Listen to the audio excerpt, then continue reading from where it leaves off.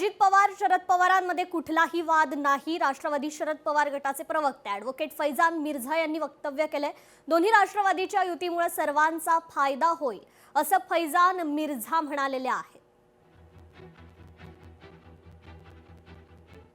आमचा म्हणणं पहिल्यापासून आहे की साहेब आणि दादांमध्ये जे काय आहे ते डिसएग्रीमेंट आहे, ते भांडण नाहीत।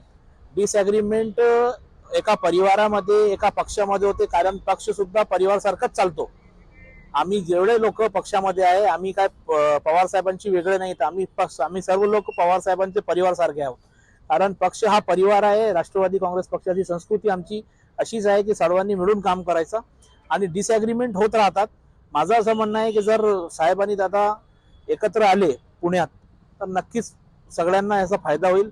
आणि आमचं जे लक्ष आहे महाराष्ट्राचा विकास करणं, पुणे नगरपालिकामध्ये पुण्याचा विकास करणं आणि जिथेही युती शक्य आहे युती करून विकास करणं किंवा स्वतः लढून विकास करणं ते आम्ही करू। तर तिकडे सांगली महापालिकेत अर्ज माघारीवरून भाजप उमेदवाराच्या घरावर हल्ला करण्यात आलाय। संदीप वनमाने यांच्या घरावर आणि मुलावर हल्ल्याचा प्रयत्न झालाय। शिवसेनेच्या उमेदवारानं हल्ला केल्याचा आरोप आहे। हल्लेखोरांकडून 4 चाकी दुचाकी वाहनांची तोडफोड देखील करण्यात आली।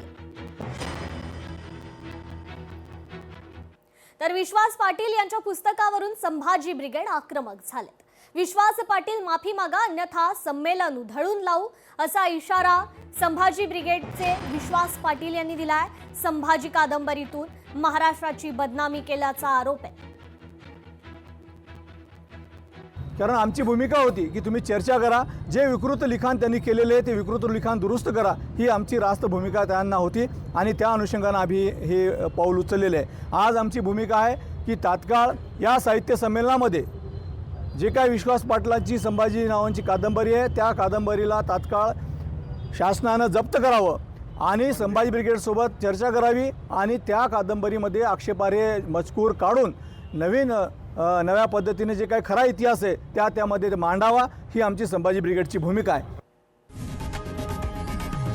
लोकशाही मराठी ऐका, पहा, जागरूक रहा।